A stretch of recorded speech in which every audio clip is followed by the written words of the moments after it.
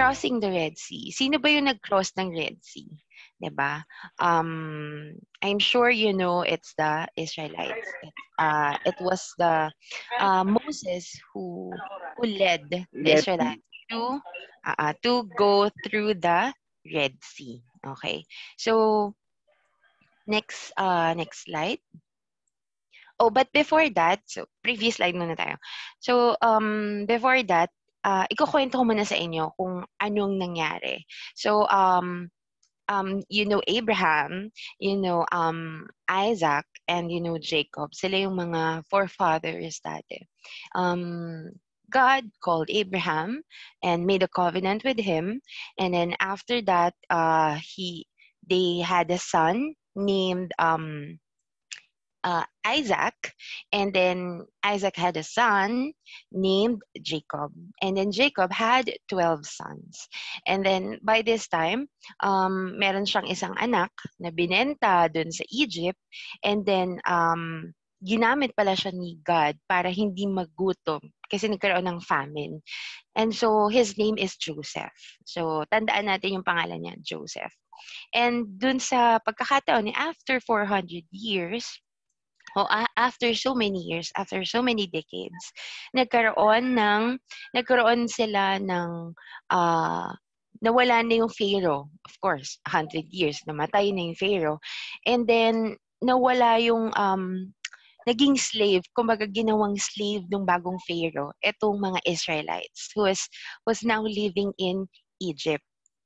And dun sa Egypt na yon, ginawa nga silang mga slaves and pinahirapan talaga sila. And they multiplied. Yung pangako ni God kay Abraham, it happened through the time of ng mga Israelites na yun, na sobrang dami na nila. And sabi nga nila, baka daw mas marami pa daw yung Israelites kaysa dun sa mga Egyptians itself na dapat nakatira sa Egypt.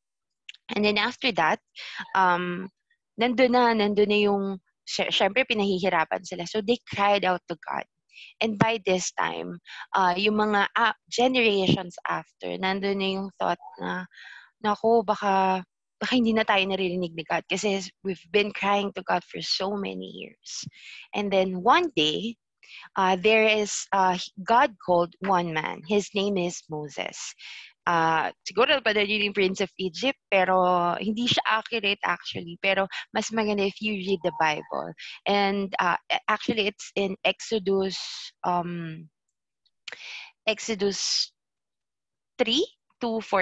I think. And then, ayun, mas magandang basahin nyo. And ayun na nga, God called Moses, and then Moses obeyed, diba? Pero ang dami niyang doubts, but still he obeyed. And then ito na siya, nagkaroon ng 7 plagues and all, and then ito na. This is the time that the Israelites is about to go out of Egypt. So next slide. Diba, pinasummary ko. And Exodus 13, verse 19 to 22. It says here, Moses took the bones of Joseph. So let's remind ourselves Joseph. So Joseph with him, because Joseph had made the Israelites swear an oath, he had said, God will surely come to your aid, and then you must carry my bones up with you from this place. So nandun pa lang sila sa Egypt, for 100 years before mangyari yung Exodus, yung exile, pinangako na or na-foresee na ni Joseph na God will surely come to your aid. And alam na ni Joseph na there would be suffering within their people. And then verse 20, after leaving Sukkot, they camped at Etham on the edge of the desert. So ito na, verse 21, by day the Lord went ahead of them in a pillar of cloud to guide them on their way, and by night in a pillar of fire. Neither the pillar of cloud by day nor the pillar of fire by night left its place in front of the people. So yung mga sila siguro for hundreds of years they've been They've been slaves for hundreds of years in Egypt. Kaya wala na siguro quarantine sila doon lang sa place nila. So after hundreds of years, doon pa lang sila nakalabas ng Egypt. And they don't know kung ano yung mga tamang daanan and all. Kaya God gave them pillars of cloud and fire to guide them kung saan sila papunta. So as you can see, this is a picture, an illustration of a pillar of cloud by night, by morning, and a pillar of night, a pillar of fire by night. Ayan. So next slide.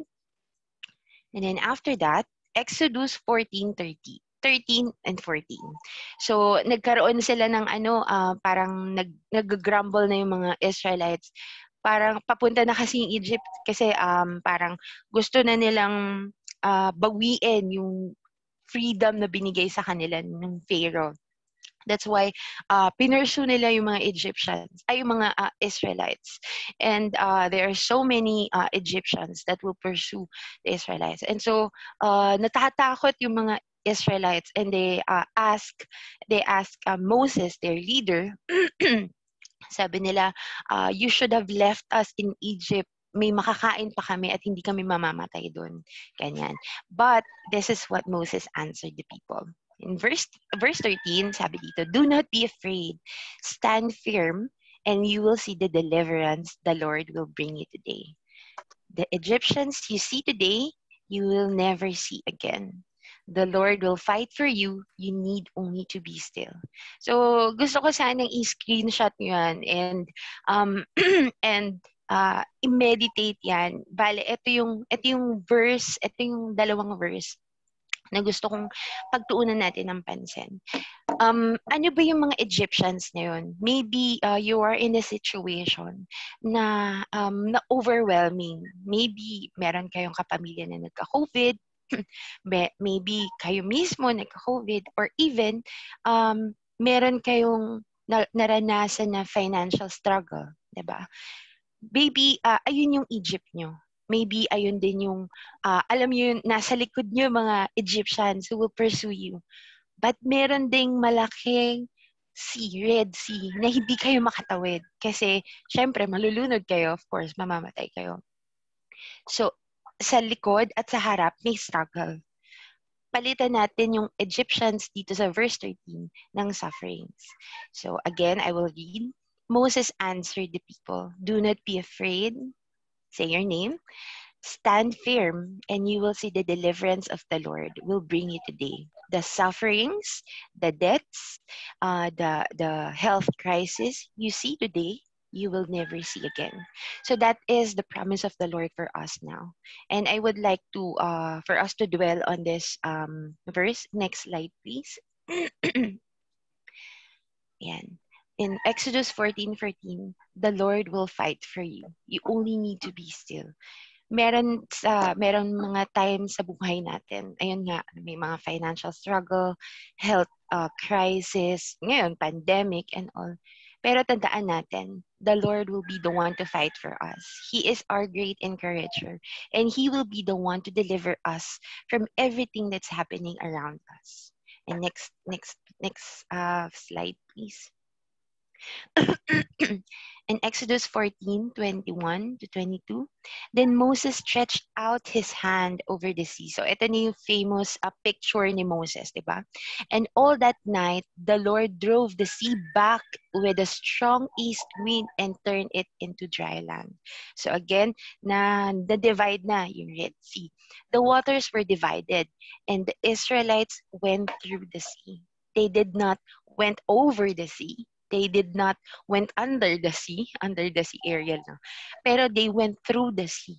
Tayo rin, if we are financially struggling or yun nga mga problema natin, relationship problems and yan, mental problems, remember that the Lord will be with you when you go through that problem, when you go through that sea. Pagpatuloy natin, on dry ground, with a wall of water on their right and on their left. So they went through that sea. Hindi sila, kumbaga hindi sila binigyan lang ni Lord. Pwede namang bigyan ni Lord ng with a snap of a finger, parang Thanos eh. With a snap of a finger, mapupunta sila sa kabilang side. Hindi ganun. But God wanted to let them experience the fear, pero nandun yung deliverance ng Lord. Nandun yung pangako na papatawirin sila at God will be the one to save them, to fight for them. And next slide. This is, alam niyo naman to, sa Superbook. Kung mga may anak kayo, Superbook yan. Ayan. So, ito yung picture, illustration ng ni Moses dividing. God is dividing the Red Sea through Moses. Yeah. So, my conclusion is this. Next slide. Ayan. God knows where you are right now. You might not see Him as a pillar of cloud or fire, but surely He will help you, even carry you through the great sea that is in front of you. You are not alone, dear. Be still, and He will fight for you. He loves you unconditionally. That is the truth. That is the truth. That is a fact that God will never leave us nor forsake us. It's a trivia, actually. I have a trivia that yung word na be strong or do not fear or basta yung magpakalakas ka is mentioned in the Bible. Several versions, pero yung point ganun pa rin, is mentioned in the Bible 365 times. So how many days do we have in a year? 365, right? So this just goes to show that God wanted us, every one of us, to read His Word and hold on to His promise na He will deliver us and we should be strong. Kasi alam niya na kakailanganin nating marinig or mabasa yung be strong. Be strong. Kaya kung ano man yung pinagdadaanan, be strong. Kaya mo yan. The Lord will fight for you. You need only to be still. So, with that, siguro meron kayong mga naalala or na pa-remind sa inyo na itong mga struggles nyo, and I hope na dito sa song na ipi-play natin sa worship song, I hope na ma-reflect nyo kung ano man yun, family problem man yan or work problem, di ba? I hope na mag-minister sa inyo sa Lord. And I pray na maalala niyo sa Lord as a way maker, and He will make way for you through that Red Sea. He is a promise keeper because yung promise ni God kay Joseph, you remember Joseph? Yung promise ni God kay Joseph, na nangyari siya. Even after so many years, nangyari pa rin siya. And He is the light in the darkness. He became a pillar of fire by night. Kaya if anything that meron nagmi-minister sa inyo, you can personally PM me or ayan, you can personally PM me and I will pray for you. So let's meditate on this song. Okay.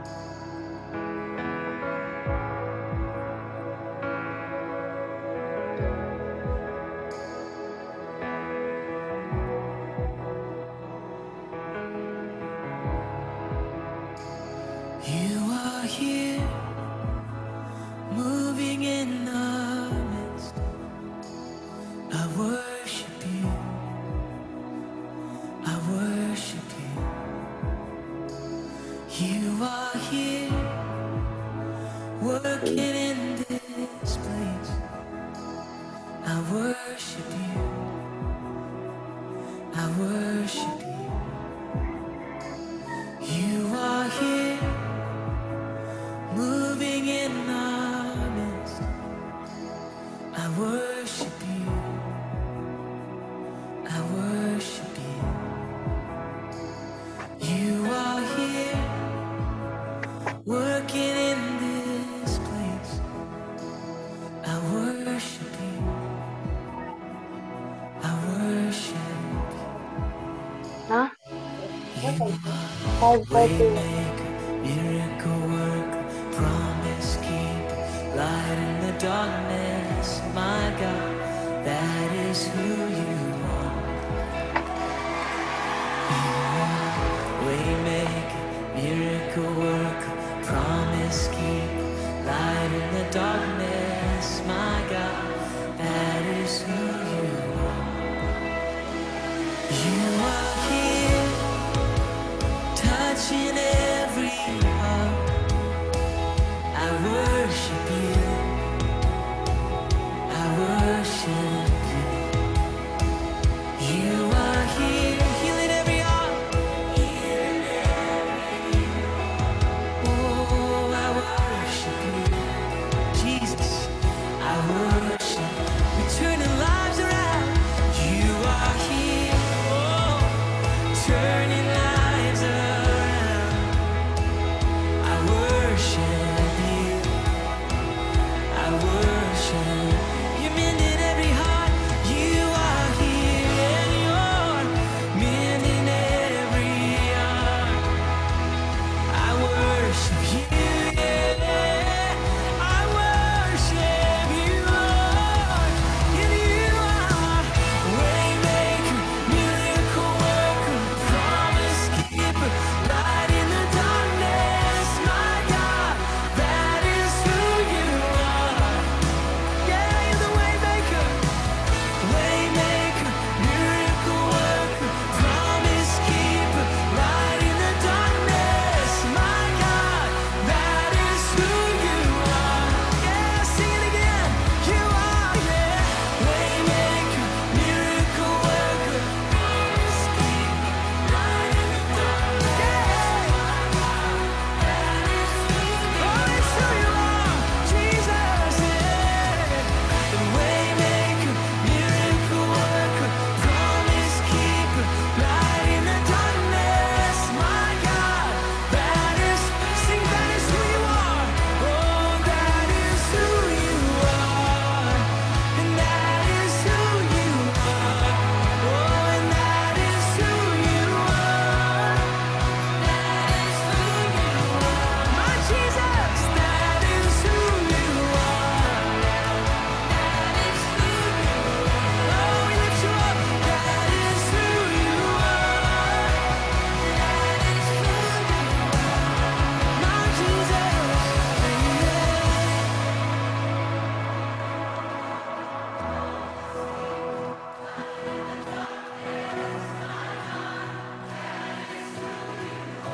Yes, it is, yeah. It's who you are, waymaker.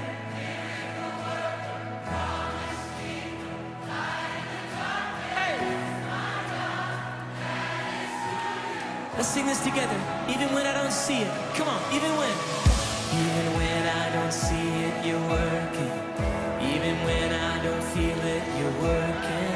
You never stop working. You never stop working. Come on. Even when I don't see it, you're working. Even when I don't feel it, you're working. You never stop working. You never stop. Oh, even when I don't see it, you're working. Even when I don't feel it, you're working. You never stop working. You never stop, yeah. Even when I don't see it, you're working. Yeah. You never stop. You're the way maker. Yeah.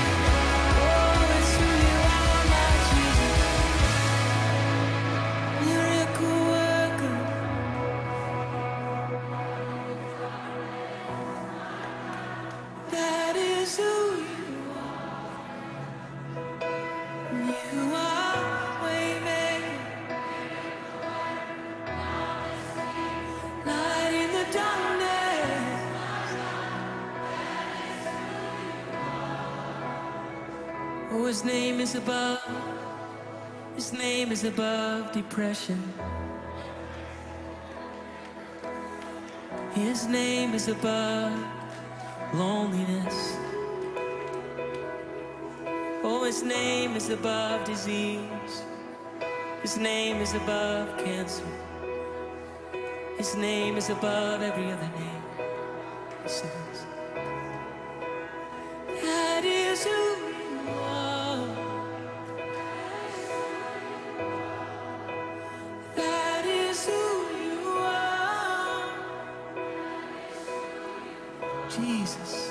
And that is who you are.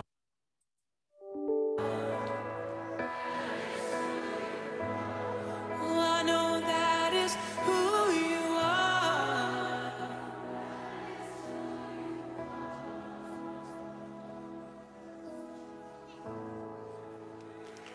Amen, amen, amen.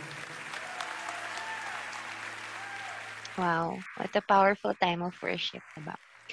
So I think that we all here have struggle, maybe not now, maybe sa mga susunod na araw, pero ayun nga, tandaan natin that the Lord is here to fight for us. So why don't we pray all together?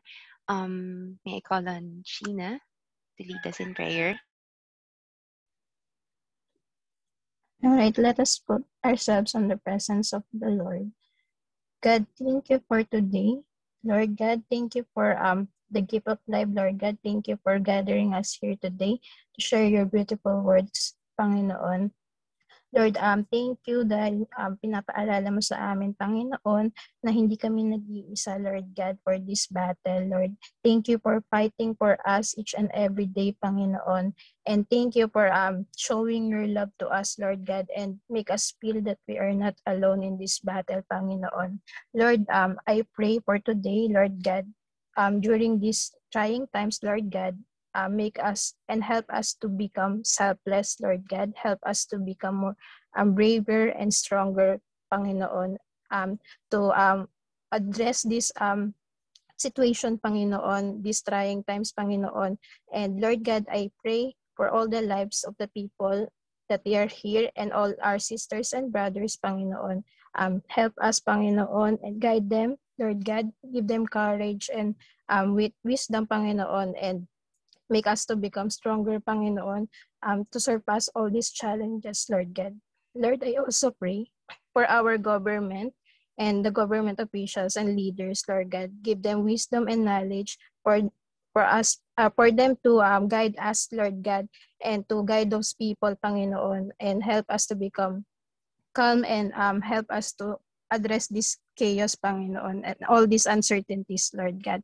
And Lord God, I pray and I want to give thanks to you, Lord God, for helping us and guiding us every day, Lord, for being our leaders, Panginoon, for being our light, Panginoon, on these dark times, Lord God. You are really a way maker and a promise keeper, Lord God. Thank you for your love for us, Lord.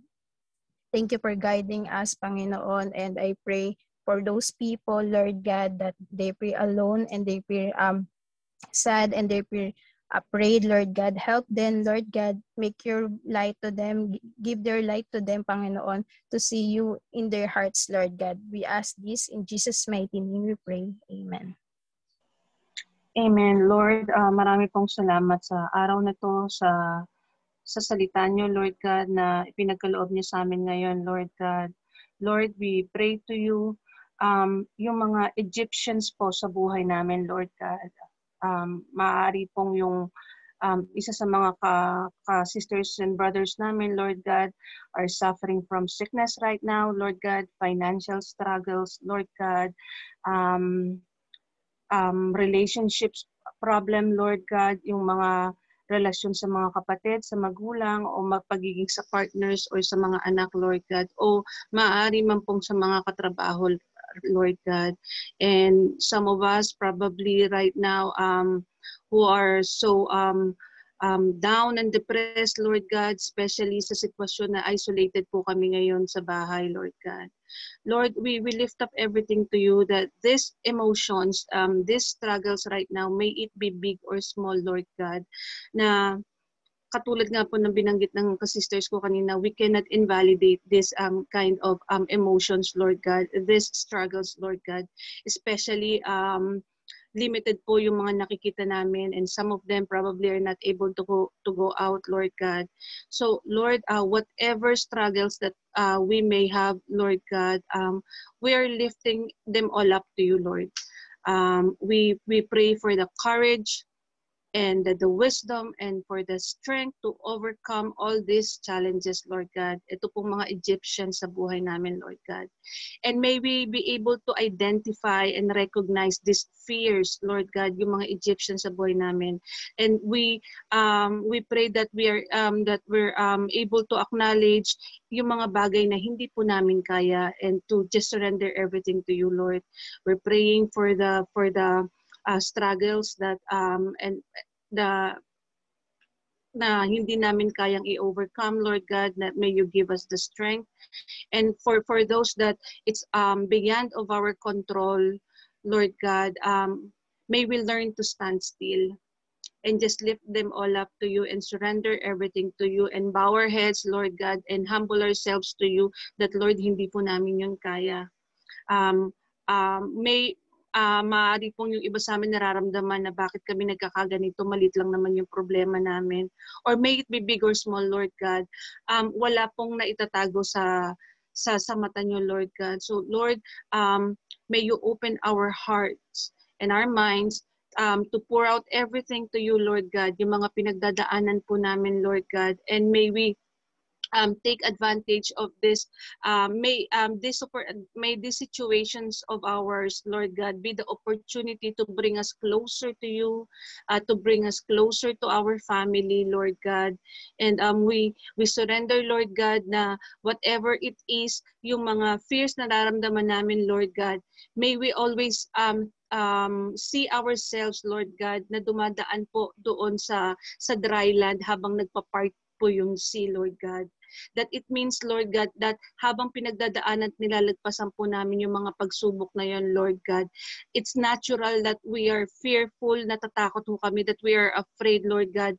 But despite of that, Lord God, we know that you are there, Lord God, yung naghahati po ng sea na yun, Lord God, para po makadaan kami at malagpasan namin yung mga pagsubok na yun na pinagdadaanan namin ngayon, Lord. So Lord God, we pray also for the government, Lord God, for the peace and unity, Lord God.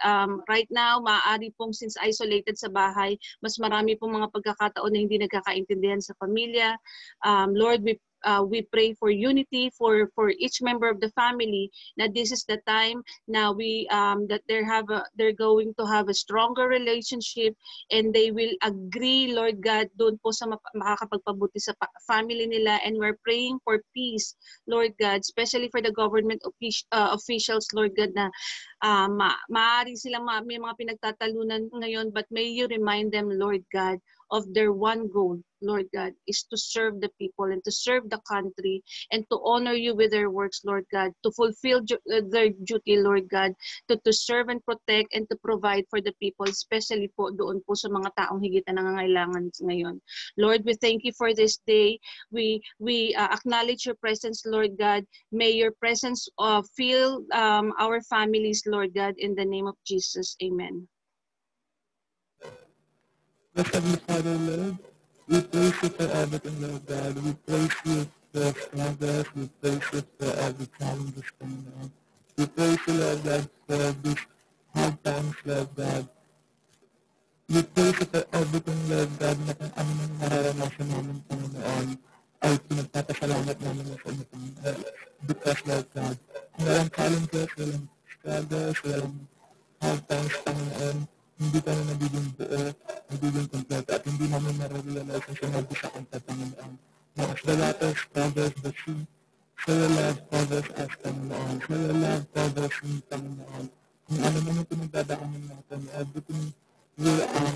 everything happens according to your purpose, Panginoon, at hindi namin may isip kung bakit kami dumadaan sa ganitong problema. Dahil ang naisip ka namin Panginoon na ayon kasama namin sa pagharap ng mga problema nito, Lord God. And Lord, as we pray for the government, Panginoon, I also pray for the frontliners, Lord God.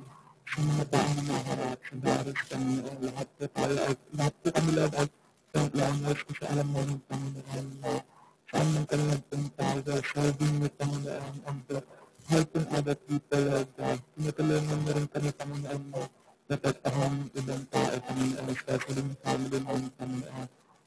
Pero, Lord God, pinatutulog din namin, Panginoon, yung yung policeman, Panginoon, yung mga nurse, yung doctors, Panginoon. Salamat sa buhay nila, Panginoon. Dahil sa buhay nila, Lord God, maraming taong naliligtas. Sa daras nito, Panginoon, maraming tao, Lord God, ang iiwasan na makahala at mahala ng daras, Lord God. Salamat, Lord, sa mga kamay nila, sa mga isip, Lord God, sa wisdom, sa knowledge na binibigay mo sa bawat isa, Panginoon. Para protektahan kami, para protektahan Lord yung mga pamilya namin at protektahan yung mga tao sa paligid namin, Panginoon. And Lord, alam namin, Panginoon, na matatapos din tayo, Panginoon. Matatapos din tayo, Lord God. Malapit na matapos ang pandemic nito, Panginoon. It's because, Lord God, kayo yung kasama namin. Kayo yung magpaprotekta sa amin. Hindi namin namamalaan, Panginoon. Darating yung araw, yung darating ng Panginoon ay magiging usapan na lang na pinagdaanan namin sa Panginoon. Kasi alam namin, Lord, na sa buong taon, sa buong bulan namin, Panginoon, alam namin na matatapos at kasama namin kayo sa dulo na ito, Panginoon. Lord, maraming salamat, Lord, sa buhay ng lahat isa, makinig ng salita mo, Panginoon. Maraming salamat sa buhay ng mga tao na ginagamit mo para makinig ka ng mga salita mo, Panginoon, at makilalay sa Panginoon. Hindi namin kaya na maalagaan itong pinagdadaanan namin, yung challenges namin, Panginoon, yung hard times, Panginoon, yung difficult times, Panginoon, hindi namin ito makakayaman ng wala kayo, Panginoon. Lord, kayo natin bahala sa mga nakitang oras namin, Panginoon, kayo natin bahala sa bilang bawat isa sa pamilya ng bawat isa, Panginoon, kayo natin ito ang bawat isa yung hope namin, Panginoon, kayo natin ating Lord God, pinataas ko nito sa inyo yung kalsada ng bawat isa, Panginoon. Lord, salamat po, Lord God. Ang gagawin ng Diyos ay tayo, Lord God. Madalitas ng Jesus Christ ito. Amen. Amen. Amen. Panginoon, salamat po sa mga bagay, Lord, na mga hindi namin makontrol. Pero alam po namin, Lord, na ikaw po yung nagkocontrol. Be our light, Lord. Be our pillar of fire at night in the darkest moment of our life, Lord. And would you be the pillar of clouds, Lord, that yung mga problems na naka-flaunt sa amin today, be the light, Lord, to guide us. Salamat for your grace, for your passion in saving us every day. Thank you for not giving up on us. We thank you, Lord. We honor you. We love you in Jesus' name. Amen and amen. Yeah. So thank you, everyone, for attending.